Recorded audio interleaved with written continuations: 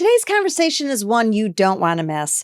I'm sitting down with abundance expert and business coach, Sarah Walton. And together we dive into the real reasons women often undervalue themselves in business. We talk about why selling is actually something women do every single day, and how society has conditioned us to give our gifts away for free, and why choosing yourself is the most powerful business strategy you can implement. Sarah also shares how she tripled her revenue in her business during one of the hardest years of her life and the mindset shift that made it possible. If you've ever struggled with charging your worth, questioned your definition of success, or wondered how to stay sane while building a business and a life you love, this episode is for you. Sarah Walton is a business coach, sales expert, and host of the Game On Girlfriend podcast. She's helped hundreds of women start and grow businesses they love through private coaching, effortless sales, and her signature, The Abundance Academy. Known for her no-fluff style and powerful mindset shifts, Sarah is also the face of Coffee with Coach on YouTube. She went from growing up in a low-income household to helping women build wealth that supports their families and communities. Her mission is simple and bold: put more money in the hands of more women. I invite you to listen in to this powerful episode of Main Street Success Stories. Welcome to the Main Street Success Stories podcast. I'm your host, Jennifer Kok.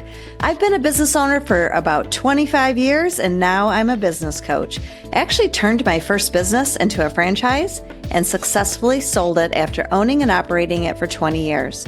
I prioritize building a business while also building a life and love working with the creative entrepreneur. I mostly work with emerging business owners who desire growth. They are in their first 5 years of the journey and want a plan that's going to help them succeed for years to come. They're tired of not getting paid enough, feel stuck, and want more for their business and family. If you are a business owner and you're feeling stressed about how to attract more customers, you have a really good sales month, but then you look at your bank account and wonder where the money went. You look at your financial statements, but if you're being honest, you're not really sure what to do with the information. And you just tell yourself, if I work harder, it'll fix all my issues, only to feel exhausted and never see things improve. You're here because you want to build your business, but you also want to build a life that you love. I invite you to learn more about one of my 3 coaching programs designed to help you earn more and stress less. You can choose which option works best for you. Imagine this: you have a clear plan and momentum, and you're gaining more clients every week. Your revenue climbs by 20% or more. You save 5 hours a week because you know exactly where to show up. You're experiencing double-digit growth in your profits. People refer customers to your business because they understand exactly who you help and what you do. If this is you and you desire more, reach out, let's have a conversation, and you can click in the show notes below. Sarah Walton is in the house. Sarah, I am so excited to have you as a guest today. Jennifer, me too. I could spend time with you like for days and just absolutely love all of it. So I'm so thrilled to be here with you today. Well, same. And maybe we need like a girls' getaway weekend where, we invite some few business besties and we go drink wine and talk about business and talk about life. So there we go. Yes, please. I'm in. Hard yes. Sign me up. Yeah, right?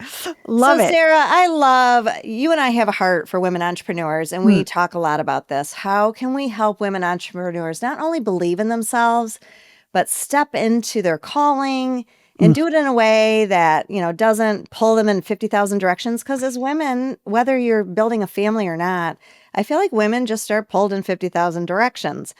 So tell us briefly, because I know you have an amazing story, but tell us how you help women. What are you doing with your coaching business? Well, yeah, I call myself, this is this is what I am. No, but I call myself an abundance expert, which sounds, people are like, bless you. But, I'm a business coach and I'm an abundance expert. And that really kind of filters into teaching us how to sell with heart, right? Because I think we're told from a very young age that selling in any way is bad. And meanwhile, women are so great at selling. Like, how many times have you had a best friend buy a perfume you love or a book you love or go to a movie with you or whatever because you love it, you share it? That's selling, right? And it's like, but then you attach money to it and we get weird. So I think really helping people understand how natural it is for us to be doing this. And like we go back way, way back, right? That at any fair when we were like hauling carts and animals places, right? It was like, let me make you this shawl. Let me make you this bread. Like this is naturally what we do to survive. And I really believe that we are given our gifts and talents and expertise so they can sustain us. I don't think we were given a mission, a desire, a talent so that we could hate our day jobs and give those gifts and talents away for free. I don't think that that's what God, universe, divine, whatever intended. I think we are given these things to sustain us. Wow. Okay. That is really powerful. And we could sit here and unpack that all day long. And I love that perspective. Mm. I know we talk a lot about sales, and when people hear the word sales, it's like this ick. And because we picture the old encyclopedia salesman, okay, I just dated myself. That doesn't even exist anymore. But, the car salesman, we always have these stigmas. And you're right. I mean, women every day, like if you've got toddlers, you're selling them to get dressed, like just every day you got to sell them on something. It's so true. It's so true, right? Like eat your peas, eat it, whatever. Pick a thing. We're so good at it. Yes. So that must have come from somewhere in your journey. And at what point, like what were you doing before you became an entrepreneurship? At what point did you say, you know what? I'm going to be an entrepreneur. Do you feel like it chose you, or do you feel like you were always destined to do that? That takes me a hot second because I think I was always destined. Like if I'm going to be super straight with you, like I was making scrunchies. Gosh, I just dated myself too. Scrunchies, whatever those were, right?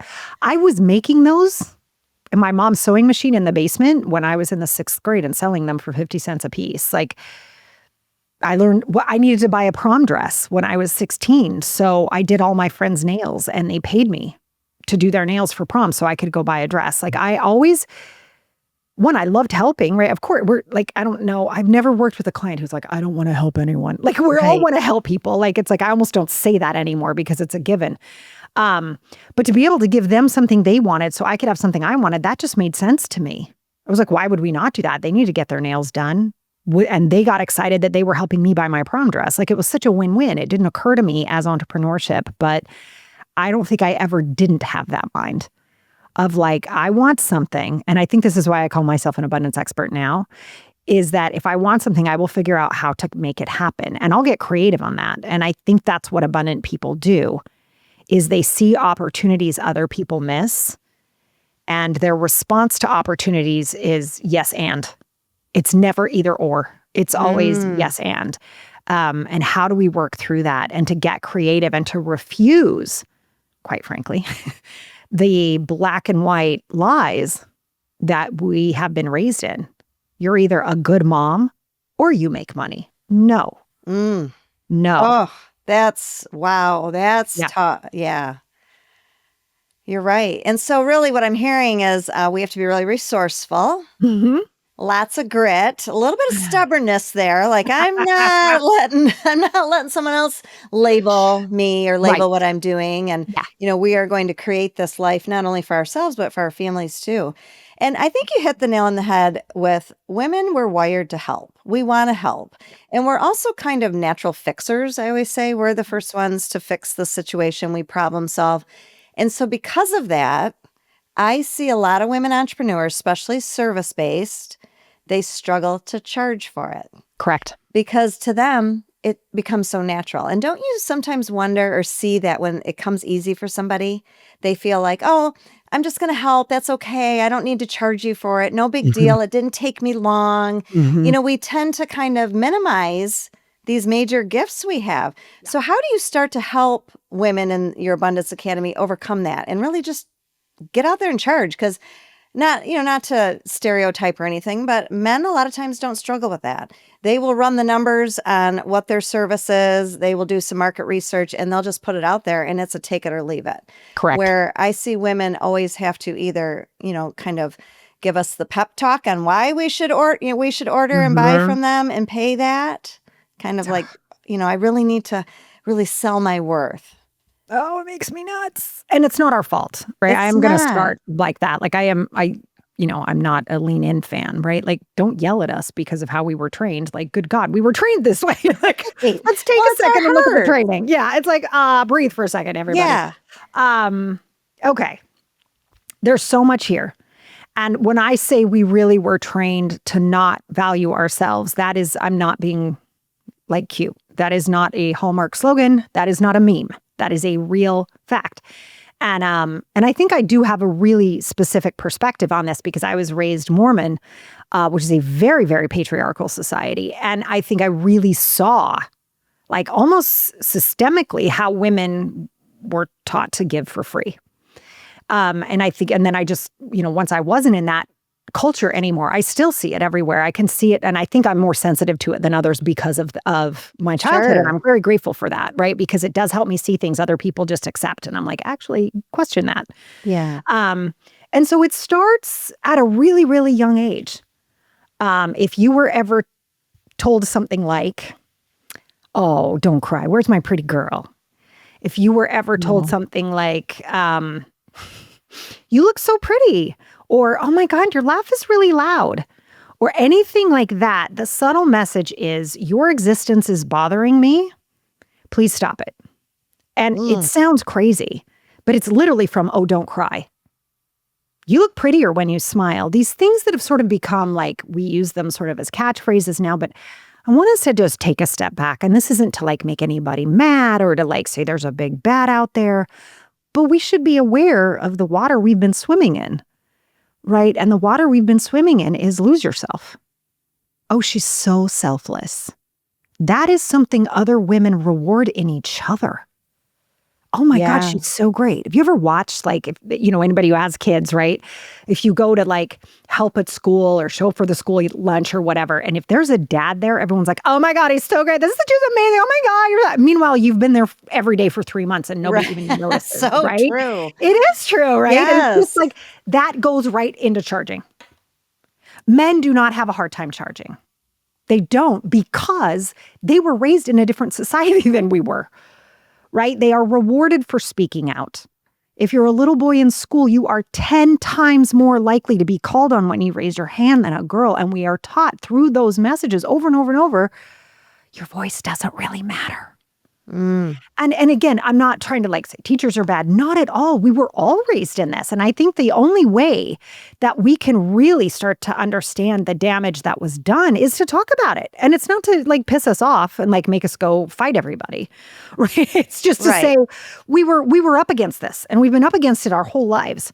So it's okay for us to stumble sometimes and go, oh, this doesn't feel natural to me. And it's like, oh yeah, that makes sense because it was actually trained out of you. And you go, oh, okay, well, how do we train it back in? Great, let's start there. And just the truth of that, because I think getting angry is valid, sure, but it's not very helpful. Right. Valid. Again, I'll say it's valid. If I just made somebody mad, your anger's valid. And we want to work through that so that we can get to the other side of, well, this is really valuable. Well, and I think, it's like, I don't think anybody ever sets out intentionally to do that to anybody, right? And I'm sitting here thinking about, okay, I'm just going to have to go pay for therapy for my daughters because I'm sure I made a few comments along the way that you're right. That's just what we do because that's what we heard and one generation after another. But in order to make things better, we shed light on them. And thankfully, there's people like you that are shedding light on that, through your podcast, through your work, through any and every woman entrepreneur we work with. Our hope is that things just come out a little bit better, right? Yes. Yeah.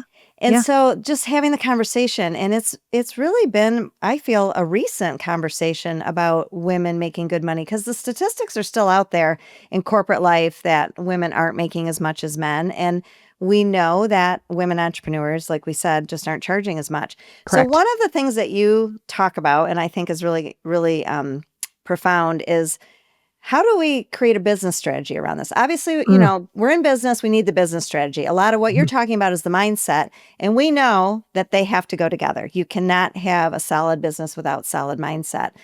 But you use the phrase, choosing yourself is the business strategy. Correct. Yeah. Unpack that for us a little bit. What do you mean by that? What does that mean? Yeah. Take us behind the curtain. Yeah. It's, okay, so along with us being trained that we're not that we should do everything for free is also this idea that our instincts are incorrect. Or that our emotions are actually a negative instead of a positive. So what we can do to really choose ourselves is trust what feels correct and really trust what does not feel correct. So we can look at something very simple, going back to like the charging conversation, right? I have a beautiful client. She's just incredible. Trained psychologist for 30 years. She's doing these amazing things. And she's like, oh, but I just can't charge for this one or that one. And I'm like, let me ask you something. Do your male colleagues go through this? And she was like, absolutely not. And I said, great, you're a psychologist. Why are you going through this? And she had a moment. She just sort of looked at me for a second and said, I'm not trusting my own instincts. And I was like, brilliant, right? And there it is. It's so beautiful. She's given her life over to teaching people how to listen to themselves, right? And then it was like, right. Oh my gosh, I need to eat my own dog food, right? And I say that all the time. Like, I need to eat my own dog food here and charge for this or whatever, because we're all kind of up against that same thing. So choosing yourself is about really looking at what's in front of you and trusting whether it feels expansive, like, oh my God, that is going to stretch me and I'm a little bit scared, but scared and excitement are the same thing, versus that makes me feel awful. Oh, that okay. makes me feel awful is you choosing probably a male strategy over yourself. And that is self-abandonment. And it's, again, what we were taught to do. And there's a very fancy term for it now, thanks to... oh my gosh, I just forgot. Terry Cole. I was like, I just forgot her last name. Terry Cole wrote a great book called Boundary Boss, which I recommend everybody reads. And it's called High Functioning Codependence. So I've said that on stages. I'm like, it's called High Functioning Codependence. And like, I see people go, oh, that's me. I'm like, I haven't defined it yet. But they just hear it and they're like, yes, right. Yes, that's me. That's me. And I so have empathy for that. So as women, like you were saying when we first got on, right? Like we multitask. That's part of our jam. And there's actually a physiological reason for that. There is a physical construct. If you were born into a female body, we have more connective tissue between our right and left hemispheres in our brain than male bodies. It's a real thing. It's not made up. And this increased connective tissue allows us to multitask like we do. Like literally, Wow. I grab my phone and I'm like, yeah, can you pull the chicken out of the fridge? No, don't send that email. Put that one over there. Yeah, no, I need that done by noon. Okay, great, thanks. And then we go, right, we're just doing all this stuff. And like, it's crazy, but that's the way our brain literally physiologically is designed to be able to do that. And the male brain is not. Right, which is also so necessary and needed in our world, right? And I always joke around, anybody, who has a male partner or a brother or a father around there, and you're like holding a baby, you've got the garbage, you're on the phone, and you're like, hey, could you do that? And they're like, oh, but I'm watching TV. Right. And you're like, you want to kill them, right? But they're not being like dismissed. They literally can only do one thing at a time. I'm actually jealous of that. Exactly. I was going to say, in my husband. God. Yeah. Because I often think, wow, I could really be 10 times more productive if I could tune out the dog and the Amazon delivery guy and, the laundry and everything else in my home office, but I can't. Yes. And now I know there's science behind why we are multitaskers, which is why my husband always says women should rule the world because we can get a lot of crap done. Well, there's no question, right? But we're designed to do that, right? It's like, it really is the female physiological design. Now, the good news is we can train ourselves to go towards that way of one at a time, and men absolutely cannot go too many at a time. So we are lucky in that we can cross over. If we train ourselves, they can't, which is also just a fascinating scientific thing. But anyway, all of that to say, that makes us incredibly high functioning. So we've got this high functioning piece of high functioning codependence, right? We are incredibly adept at this. We can do it. And then we're taught to betray ourselves. We are taught to abandon ourselves inside of that high functioning ability. And again, that starts with don't cry. You hear your emotions are making me uncomfortable. Stop having them. And then you're rewarded for that with those phrases I mentioned earlier. Oh my God, she's so selfless. Isn't she amazing? God, you're such a good helper. Like these little things comes in and it's like, yeah, but I'm really hungry. Oh, but I should go help because I'm a good helper. And right there, that is the crux of why women don't charge. Right there. That moment when we learn the codependency, right? We get rewarded for abandoning ourselves. And then you throw the high functioning on top of that, and you've got a recipe for disaster. You've got a recipe for burnout, exhaustion, and not charging. Because it's the same as saying, oh, but I'm really hungry, or, oh, I have to pee. Yo, but they need me. And you're not taking care of your basic bodily needs, which if you've ever studied in psychology, Maslow's hierarchy of needs, the very bottom rung of needs is physiological safety. And we abandon that, and we are taught, and not only just taught, rewarded for doing that at a very, very young age. And then you have a coach like me come in, or a coach like you, Jennifer, and we're like, charge, what's your worth? And they're like 3 cents. Yeah, Well, because it's like, that's how? what we were taught. Yeah. And so Right. we really want to have the compassion and the understanding that there's actually some wiring to rework there. It's totally doable. But to expect somebody to just like throw, pretty icing on a mud cake and that's going to be fine, that's not going to work. Like, you can't toxic positivity your way through this, or just slap a number on a service-based business and act like it's going to be okay. That's a very masculine way to approach something. Grin and bear it, tough it out. Who cares if you have feelings about this? And the reason I think it's so important that we examine it and look at the retraining of it is that our instincts, our feelings as women with this increased connective tissue in our brains, right, is actually what makes us incredible at running businesses that change people's lives, running businesses that contribute to our communities, running businesses that support children, support clean water, support, like, pick a thing that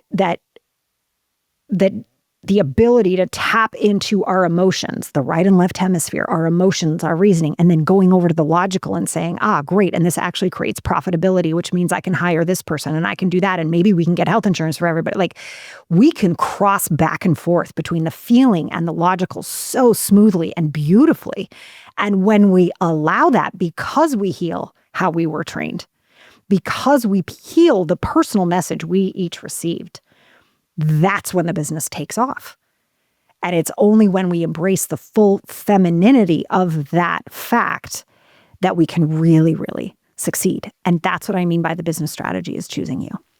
That is really so profound, and I've never heard anybody explain it that way. And I just thank you for sharing that, because you're right. The business strategy is there. We chose something, and most likely, most women who go into business tell me it's because they wanted freedom and flexibility. So once again, heart-centered.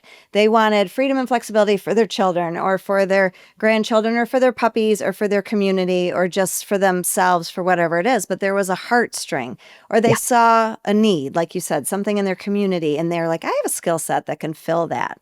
So typically, women entrepreneurs jump in because they feel a tug at their heart, and they want to do something different about it. They don't usually start out a business because they want to go make $1 billion. Right. If that comes along with it, bonus, right? Bonus size fries. Let's go for it. But typically that's not the starting point. And so it's really, I think, so important that how you share the fact of how we're wired, what society's told us over the years, even though hopefully it's getting better, we know we still have a long way to go.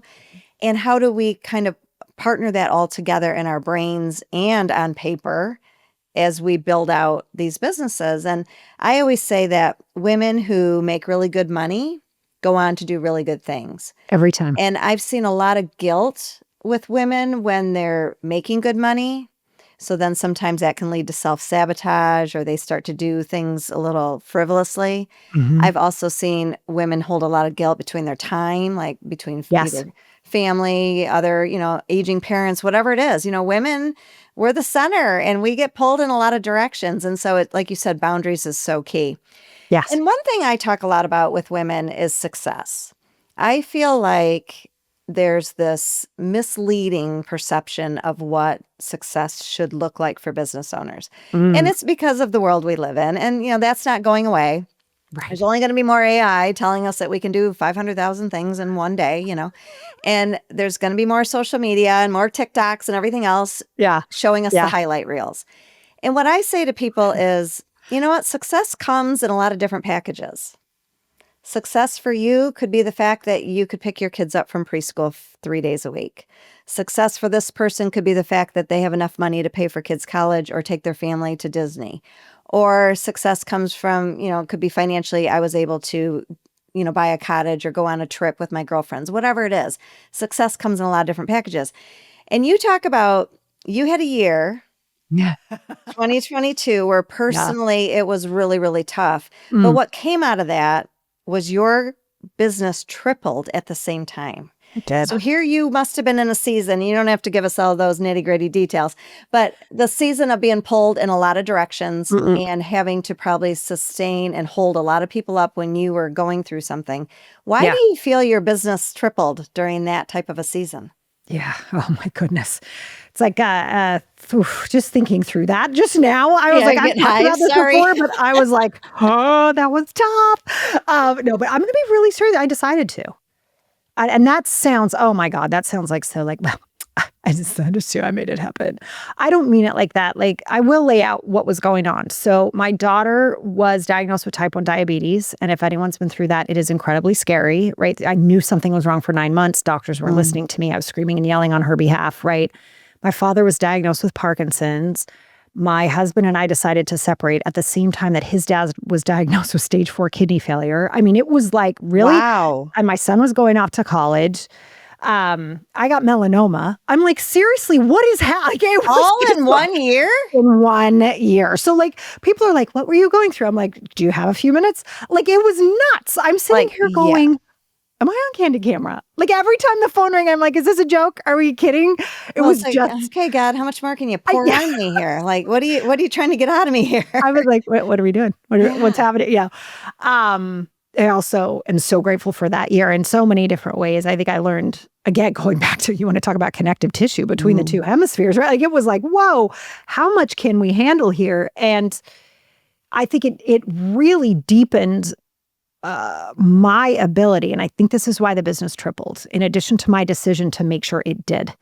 But I think my depth and capacity for compassion, for communication, for our shared humanity, right? Like, I've been saying, I think it's my, don't quote me, I might be wrong, but I think it's my very 5th. I have now 300 podcast episodes, right? But I think my 5th, 1, 2, 3, 4, 5. I think that 5th podcast episode is called "You're Not Special," right? Like, any one of us can get a call. Any one of us can get bad news. Like, no, I don't care that I'm a coach and I talk about abundance. I can get a surprise bill. Like, we're all in this humanity thing together.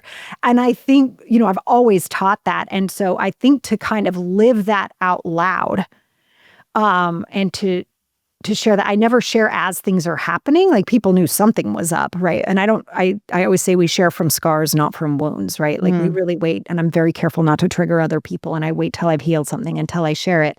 But it was obvious I was going through something. And I think the humanity for myself that I had to dig up to say, Walton, you're a person. You're going through a flip ton of things right now. Like, breathe. And at the same time, it deepened my desire. And I think this is when I say my decision to do so. It deepened my desire to make sure any other woman who was going through as many things as I was going through could have the time freedom and the location freedom to be able to take care of the people they love. And it just built this fire in me to make sure. My dad lives in LA. I live on the East Coast, right? Like, just doing that while managing my daughter's sugar. She's also a competitive dancer, right? My son's going to college in the middle of the, and we're getting divorced. Like, this whole, okay. I am so lucky right now that I can do my Abundance Academy once a week.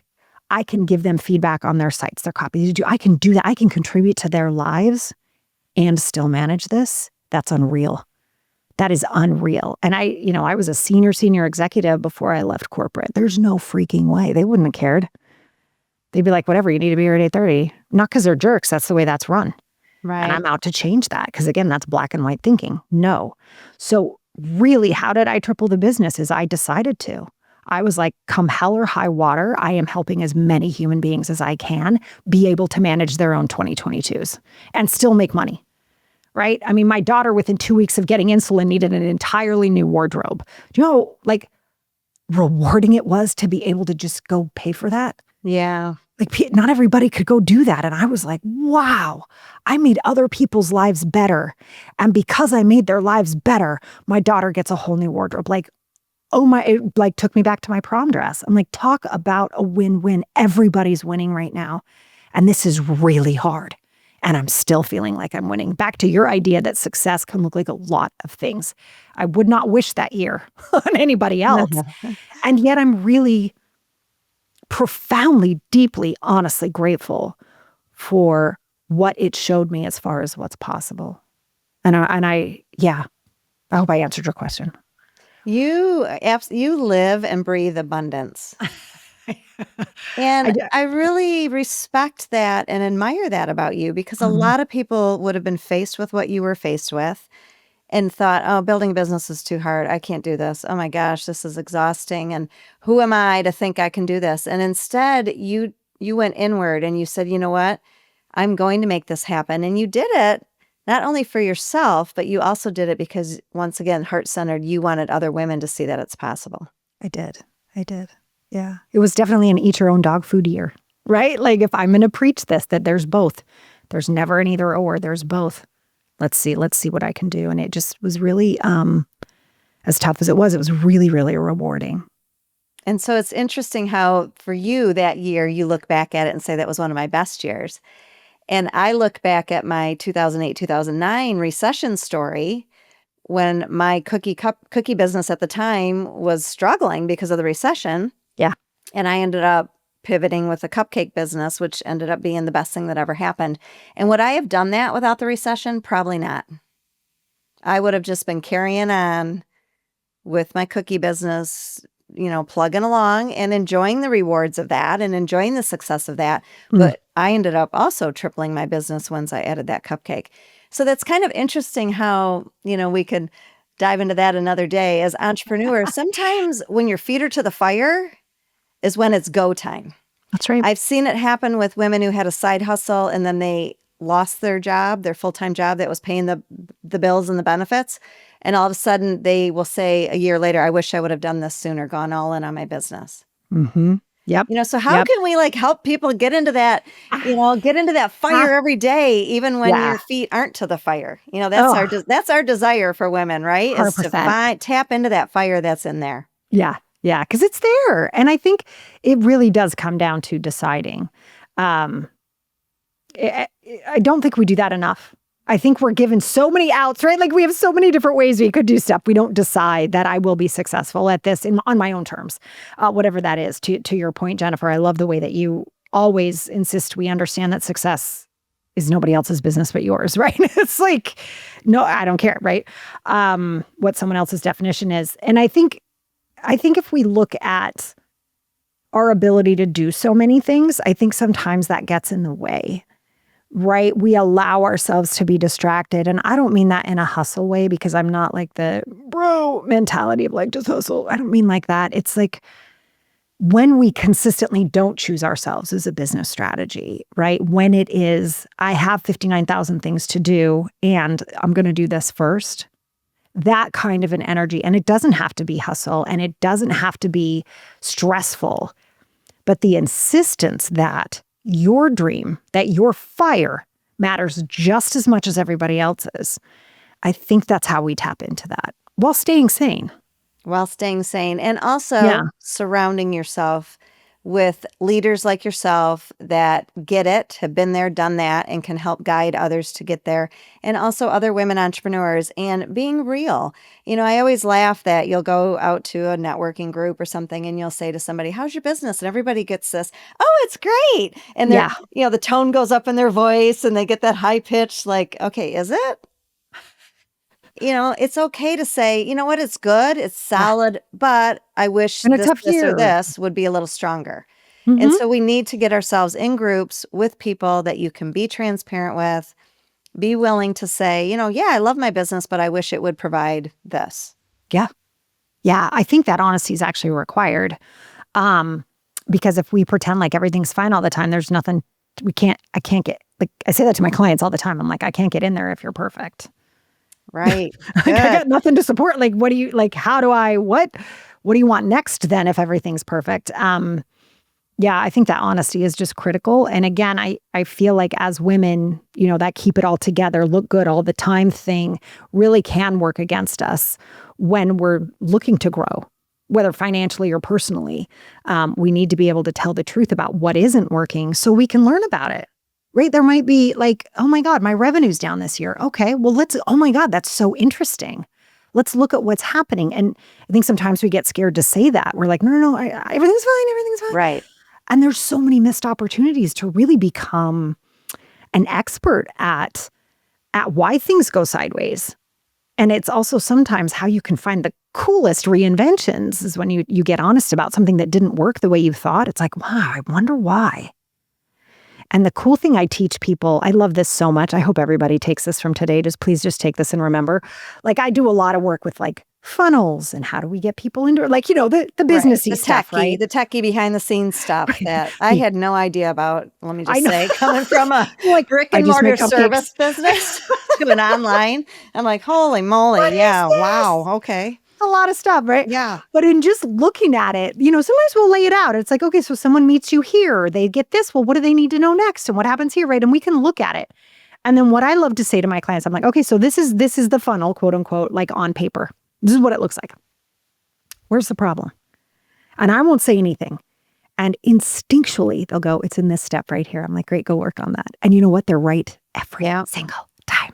And so it doesn't have to be this bro hustly grind. You know where it is. You know where there's a piece of you missing in your funnel, if that's what you're working on. You know there's a part of you haven't shared. You know there's something you want to say that you're scared to say. And admitting that something isn't going perfectly is where all that magic is. And it's so wonderful when you can find a group to be your imperfect self with, because boy, do you learn fast and it's fun and nobody's judging you. And I think that's just critical.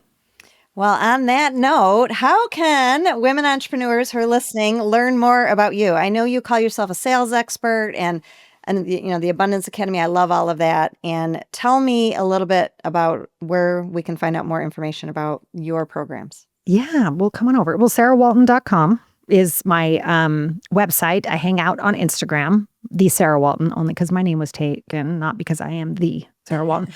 Well, there are many Sarah Waltons. There are many of us. But yeah, so I'm over there on Instagram. And then Jennifer, you've appeared on my podcast. You're so amazing. We loved having you on. And that is the Game On Girlfriend podcast, because this is not your practice life. The game is on. Oh, I love it. And I love that you're giving us a freebie called the Freedom Calculator, which to me is really a cool tool. I encourage everyone to go on there and hop on it, because it really talks about how much money do you need to make every month. And let's make a decision to go after it. Yeah. Yeah. I love that Freedom Calculator. It really, don't we know this, right? It kind of goes back to me saying, hey, make the decision, right? But like if your brain has a number to focus on, it'll start to figure out how to get there. And exactly. I think so often when we're just like, I don't know, I want to make money. It's like, okay, but how much is that a month? How much is that a week? What would you need to sell every day? Like you really get into that, and then it's super cool. Oh, so awesome. Well, thank you, Sarah, for all your wisdom today. And of course, I just love chatting with you. And I look forward to that girls getaway one of these months. We're so doing that. I can't wait. Jennifer, thank you so much for having me. It's been a joy. Thank you so much for tuning in today. I hope Sarah's words inspired you to see that the business strategy really is choosing yourself, trusting your instincts, honoring your worth, and deciding to step fully into your business. And speaking of decisions, I want to personally invite you to join me for my free live webinar, 3 Steps to Boost Profitability in Your Small Business. In just 45 minutes, I'm going to walk you through the number one pricing mistake that even seasoned entrepreneurs do to keep stuck in under-earning, why the offer you're selling may not be the one your clients actually want, and how to stand out in your local market without spending hours on social media. It's time for you to decide. Decide to stop second guessing, to finally pay yourself what you're worth, and build the profitable business that you and your family desire. You can grab your spot in the show notes below. If this episode hit, would you please share it with somebody that you know, and also leave us a 5-star review? I would be very grateful. Until next time.